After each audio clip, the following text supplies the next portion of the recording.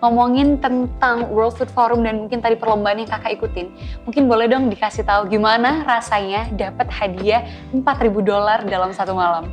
Dan kayak waktu aku maju aja tuh kayak aku di samping petinggi FAO-nya yang pasti tinggi banget tuh kayak ini terus kayak dikasih plakatnya tuh kayak aku ngeliat, hah aku dapat uang sebanyak ini, bisa dapat award-nya gitu. Ya. Bener banget.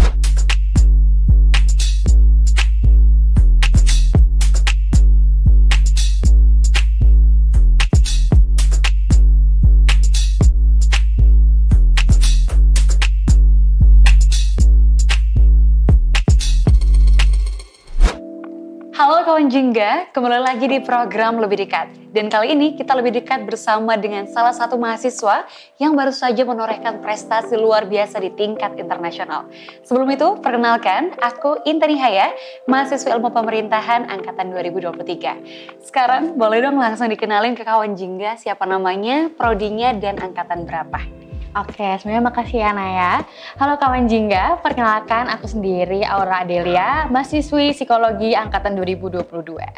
Oke, luar biasa. Jadi mahasiswa aktif ya sekarang ya? Iya, benar.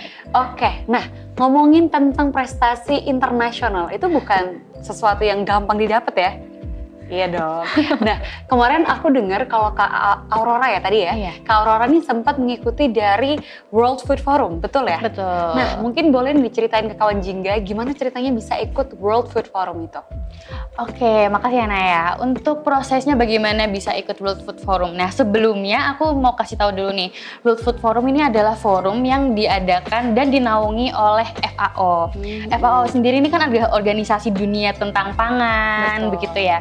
Nah, di mana FAO ini tuh ingin untuk meningkatkan kualitas pangan di berbagai dunia itu gimana sih? Nah, itu dengan cara mengadakan forum World Food Forum yang mana adalah untuk mengundang dari beberapa negara pemuda-pemuda yang memiliki solusi itu untuk bisa memberikan solusi untuk permasalahan globalnya itu. Nah, di WFF ini ya, World Food Forum ini, kita itu mengikuti program yang namanya Youth Food Lab. Yang mana Youth Food Lab ini adalah program yang mana untuk mewadahi pemuda-pemuda yang memiliki proyek-proyek atau solusi untuk permasalahan globalisasi dan juga untuk meningkatkan keberlanjutan dari SDGs itu sendiri, Naya. Oke, luar biasa sekali ya. Ngomongin tentang World Food Forum dan mungkin tadi perlombaan yang kakak ikutin, mungkin boleh dong dikasih tahu gimana rasanya dapat hadiah $4.000 dalam satu malam. Oke, mungkin kalau gimana rasanya tuh siapa sih yang nggak senang ya Naya bisa dapat uang sebanyak itu $4.000 dalam satu malam. Tapi kan kebanyakan orang tuh yang taunya cuma satu malam gitu. Padahal kan nggak juga ya Naya. Iya. Bukan proyek tiba-tiba ya? Iya, bukan proyek tiba-tiba. Jadi itu sudah berlangsung sekitar 1 tahun ya, kurang lebih 1 tahun dimulai dari tahun 2023. Ini sendiri dimulai bagaimana saya sendiri dan juga teman-teman saya di komunitas Eco Living ini, yang mana perlu teman-teman ketahui juga dan Naya ketahui bahwasannya komunitas Eco Living ini adalah komunitas yang beranggotakan anak-anak UB sendiri sebenarnya. Ada saya dari FISIP dan juga ada beberapa teman saya dari FP dan juga FTP. Nah, kita ini, kami ini adalah orang yang peduli bagaimana untuk mengelola limbah dapur, limbah organik itu bagaimana sih cara mengelola dengan baik, karena kami melihat kurang efisiensi ya, kurang efektif untuk mengelola limbah tersebut. Akhirnya kami berangkat dari kepedulian itu, kami membuat suatu proyek yang mana bisa nih supaya mengurangi limbah organik itu menjadi sesuatu yang bermanfaat, Naya. Itu dari situlah kami mengangkat konsep Integrated Food Waste System to Support Zero Waste Sustainability. Dimana di situ di proyek saya sendiri yang saya ajukan juga ke perlombaan ini, kami mengadakan 4 aktivitas. Yang pertama dari Eco Activity 1 sampai Eco Activity 4. Dimana Eco Activity 1 ini yang pertama adalah pengumpulan dari limbah sampahnya itu sendiri. Nah, limbah sampah ini diapakan sih Naya? Nah, limbah sampah ini adalah bagaimana cara kita untuk masuk ke Eco Activity 2. Di Eco Activity 2 ini kita melakukan pelatihan kompos dan juga budidaya cacing. Nah, sampah-sampah ini tadi kita beri makan untuk pakan cacing tersebut dan juga kami buatkan kompos. Dari hasil itu masuklah kami ke Eco Activity 3, yang mana Eco Activity 3 ini adalah pemasaran dan juga kemitraannya. Lalu dari situ masuklah ke Eco Activity 4 yang dari hasil panennya itu kami jual dan juga kami refleksikan untuk tahapan berikutnya. Oke, luar biasa sekali ya. Tadi kita udah denger tentang gimana akhirnya sebenarnya bukan proyek satu malam gitu ya. Bukan. Jadi ini proyeknya sudah lama sekali, udah 1 tahun lamanya tadi ya. Nah, ngomongin tentang anak muda, pastinya semuanya pasti berkreasi ya, pasti semuanya punya mungkin ya resolusi terbaik untuk dunia ini. Nah, tapi sebenarnya kan kita tuh bingung ya sebagai anak muda, Kawajingan nih perlu mulai dari mana? Jadi aku pengen mungkin Kak Aurora bisa sharing nih ke teman-teman sekalian, gimana caranya bisa ikut eco living itu, apalagi tingkatnya taraf internasional.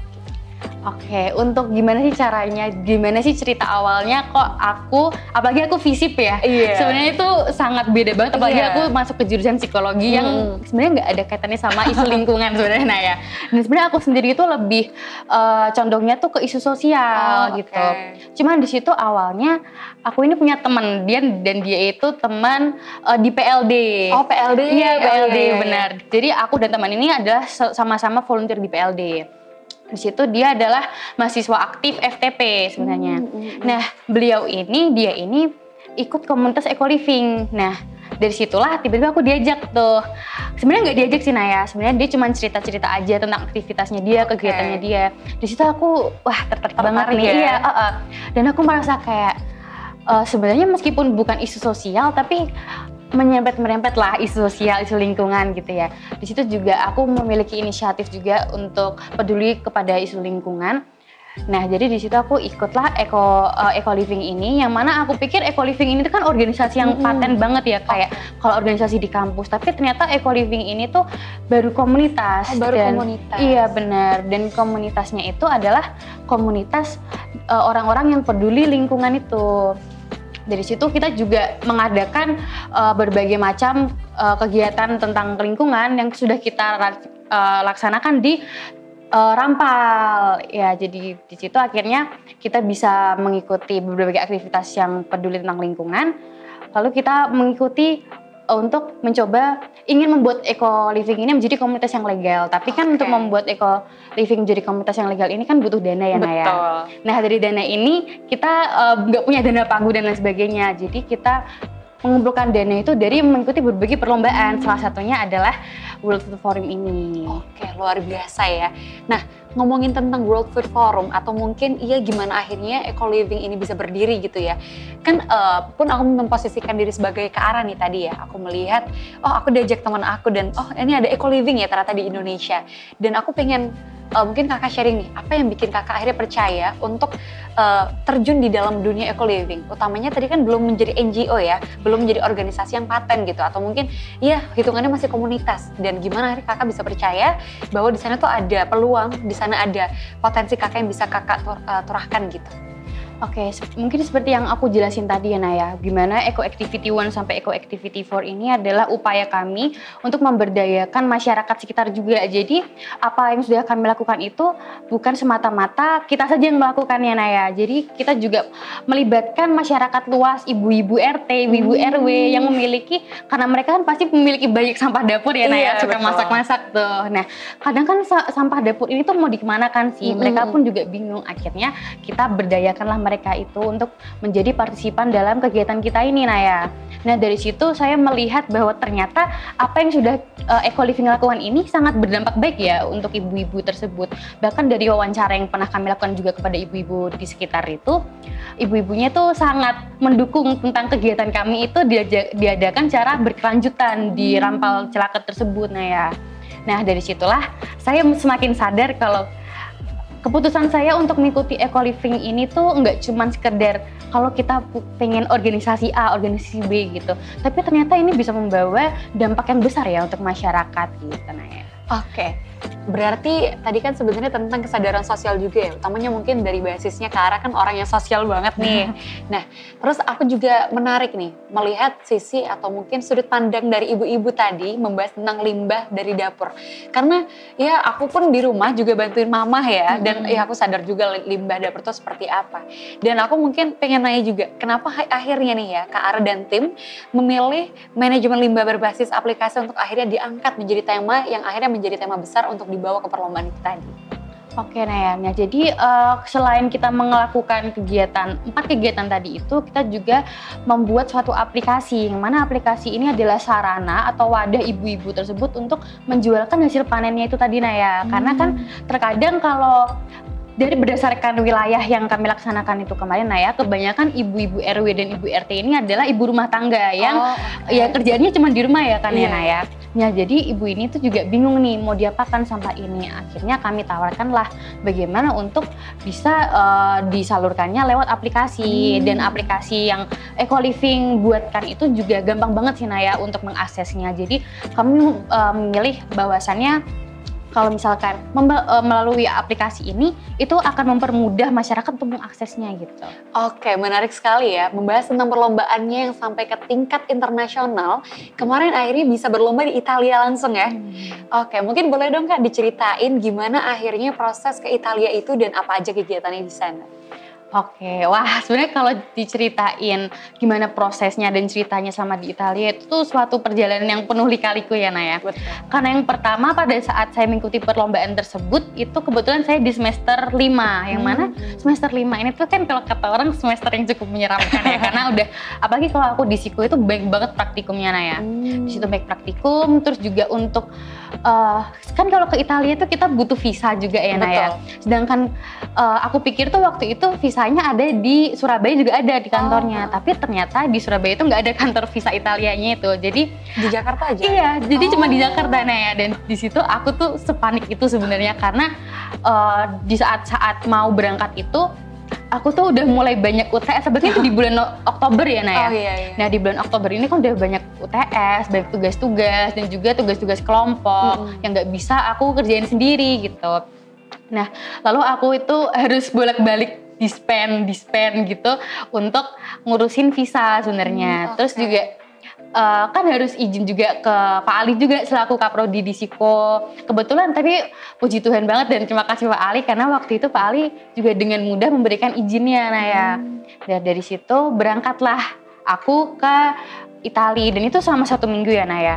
Nah 1 minggu ini sebenarnya aku juga nggak tenang karena aku meninggalkan UTS-ku dan juga tugas-tugasku gitu. Jadi tapi ada kenangan manis ya, ada UTS di Roma gitu iya, ya? Iya sebenarnya nah itu cerita lucunya juga sih Naya, karena kan kalau Roma sama Indonesia itu beda ya jamnya. Berapa jam? Di jam? Roma itu tuh telat 5 jam. Oh 5 jam. Iya, jadi kayak sebenarnya perjalanan dari Indonesia ke Romanya aja itu kayak udah jet lag kan. Dan itu sebenarnya tuh kebetulan tuh visaku itu tuh jadinya tuh bener-bener H-1 keberangkatanku ke Italia Naya. Jadi di situ aku dari Malang, aku berangkat dari Malang, aku harus ke Jakarta, dari Jakarta aku harus ke Surabaya karena tiket pesawatku itu tuh sebenarnya berangkatnya dari Surabaya. Dari Surabaya baru ke Malaysia baru ke Qatar, barulah ke Italia. Luar nah, biasa. Iya di situ aku capek banget selama 2 hari lebih ya itu. Selama 2 hari lebih udah jet lag, terus paniknya tuh pasti ada banget. Terus kan di situ aku berangkatnya tuh bener-bener seorang diri Naya. Seorang diri. Terus tapi mungkin itu menjadi pengalaman yang sangat berharga ya buat aku. Tapi mungkin kalau di sana, kalau diceritain pengalaman di Italinya juga, memang tadi bener yang disampaikan sama Naya, kalau aku pernah sempat mengadain UTS juga selama di Itali, dan itu untungnya UTS-nya online kebetulan. Tapi jadi kayak kalau nggak salah tuh waktu aku aku Zoom UTS-nya itu sekitar jam 2 pagi gitu. Karena di sini kelasnya pagi. Iya. Nah itu mungkin susahnya itu. Terus juga beberapa kali aku harus buat tugas juga sama di Italia dan itu harus buat video ya, karena kan teman aku sebenarnya bakal ada matkul yang presentasi gitu, tapi aku sendiri nggak mau kalau nggak ngerjain, jadi aku nginput lewat video gitu. Dan itu aku nginputnya kayak sampai pagi gitu, sedangkan di Indonesia tuh temen aku udah nungguin gitu karena udah harus presentasi. Yang di sini panik udah pagi mau kelas, yang di sana bentar ya ini udah malam juga. Gitu. Jadi aku ngerjain tuh di sela-sela teman-teman aku udah pada tidur gitu. Nah, aku tertarik nih. Teman-teman pada tidur, berarti emang dalam satu kamar tuh nggak cuma 1 orang ya? Nggak cuma 1 orang ya. Iya, jadi satu kamar itu nggak cuma 1 orang, tapi juga diisi oleh, mungkin kalau aku kemarin itu 5 sampai 7 finalis ya gitu. Iya, jadi dari berbagai negara itu. Cuman itu serunya itu sih Naya, karena aku pikir tuh hotelnya tuh bakal hotel yang wow gitu tuh sebenarnya enggak banget sih. Bukan yang enggak banget, tapi kayak enggak yang wow juga gitu. Cuman sangat-sangat well prepared lah sebenarnya ya. Tapi itu kasurnya itu kan bertingkat. Nah itu serunya ya. Karena kita tuh satu ruangan tuh bisa sambil ngobrol gitu. Cuman kadang itu mungkin untuk hari pertama, hari keduanya itu kadang aku kayak masih suka keceplosan ngomong bahasa Indonesia gitu loh. Karena kan baru bangun gitu ya. Baru bangun terus tiba-tiba ada yang manggil nama aku, Aurora gitu. Ya gitu ya apa gitu. Enggak, beneran di Indonesia gitu. Itu seru banget ya. Jadi momen yang sangat-sangat unforgettable. Nah by the way itu di Roma berapa lama ya? Kalau di Roma sendiri seminggu sih. Oh seminggu ya? Nah terus kalau boleh tahu itu apakah langsung dari Indonesia langsung presentasi di sana atau gimana sistemnya di sana? Oh enggak Naya, jadi sebenarnya selama 1 minggu itu dari hari pertama itu kan ada pembukaan World Food Forumnya itu. Oke, ada jadi pembukaannya dulu. Semacam kalau nggak salah namanya kemarin itu Youth Assemble Opening Concert gitu. Oke. Nah jadi di situ tuh dari berbagai negara dan juga dari beberapa petinggi-petingginya di FAO sana juga memberikan speech-nya, lalu juga memberikan pidato-pidato mereka, lalu kita juga di hari-hari itu juga tuh bakal ada sesi-sesi diskusi gitu. Dan itu aku tertariknya tuh karena mungkin aku sebenarnya nggak terlalu pandai di bidang lingkungan atau bahan pangan dan lain sebagainya Nah ya. Cuman begitu aku ikut di sesi diskusi itu tuh kayak ternyata kayak gini ya. Omongan-omongan kalau misalkan orang membahas pangan, membahas pertanian dan lain sebagainya gitu. Dari situ tuh akhirnya barulah di hari ke-5 kalau nggak salah ya Nah. Di hari ke-5 itu barulah aku presentasi hasil report aku yang eco living itu. Berarti tadi seorang diri dan berarti presentasinya sendiri juga ya? Nah mungkin boleh dong dikasih tahu ke teman-teman gimana sih akhirnya bisa presentasi di depan para juri dan mungkin para audiens yang ada di sana. Gimana sih suasananya di sana? Oke, mungkin kalau diceritain bagaimana suasananya itu kayak ya bisa dibayangkan di stage yang layarnya besar dan juga wow banget gitu ya dilihat oleh lebih dari 200 orang gitu dan juga petinggi-petinggi FAO di sana. Cuman untuk speech-nya sendiri tuh kan mungkin kalau aku sendiri itu kan agak terbatasnya tuh karena mereka itu speech-nya tuh harus dibatasi selama 3 menit aja, maksimal tuh 3 menit.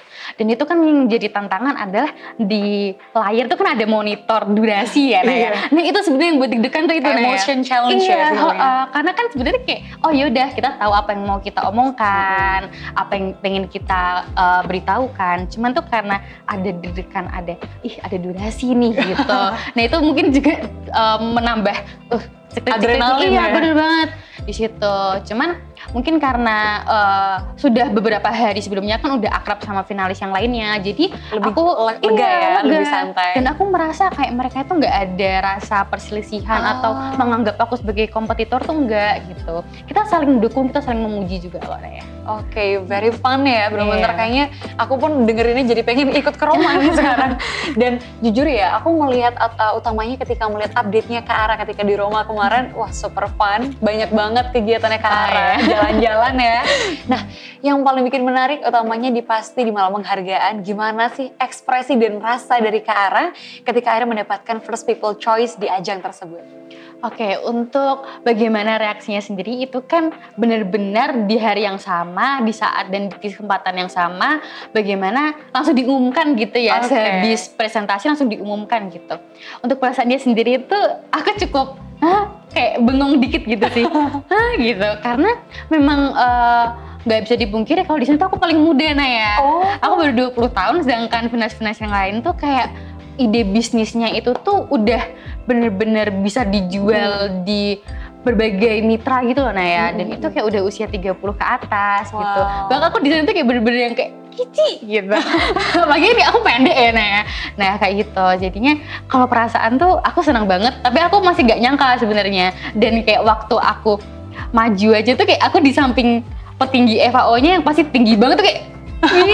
Terus kayak dikasih plakatnya tuh kayak aku ngeliat, aku dapat uang sebanyak ini, bisa dapat award-nya gitu. ya. Bener banget, dan itu mungkin kalau di stage tuh nggak kelihatan ya, tapi waktu aku sampai kamar dan selama aku perjalanan pulang itu kan aku jalan kaki ya Naya. Nah itu tuh aku tuh kayak agak berembang gitu Naya, karena kayak berair, berkaca-kaca. Kayak inget dong perjuangan setahun ya kemarin bener, ya. Perjuangan setahun, perjuangan sampai dispen, terus UTS juga aku tinggalin. Di Roma juga. Iya bener, itu perjuangan banget. Sangat-sangat terbayar ya. ya. Wow, bisa sampai di titik ini gitu. Oke, alhamdulillah ikut senang dan ikut lega akhirnya perjuangan selama 1 tahun tadi memperjuangkan seluruh program yang ada dan akhirnya bisa mendapatkan First People Choice langsung di Roma, Italia.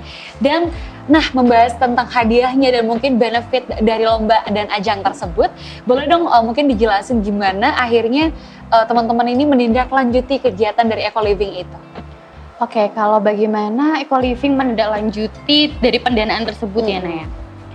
Untuk pendanaan tersebut kita simpan untuk menjadi kas sekaligus modal Eco Living untuk menjadikan Eco Living menjadi komunitas yang legal, untuk menjadi NGO gitu. Karena tadi yang udah aku sebutin di awal, Eco Living sendiri itu kan belum menjadi organisasi yang paten, komunitas yang paten gitu. Jadi berangkat dari situlah kami mengumpulkan modal untuk bisa membawa Eco Living menjadi berkelanjutan gitu. Oke, menarik sekali ya. Senang banget ya hari ini. Jadi Naya tahu sebenarnya sudah pasti ada tindak lanjut dari Eco Living yang pastinya itu tadi dari komunitas akan pengennya cita-citanya ya lebih tepatnya diresmikan menjadi NGO. Nah, terus mungkin ini sedikit closing statement dan juga mungkin berikan motivasi nih Kak ke kawan jingga sekalian.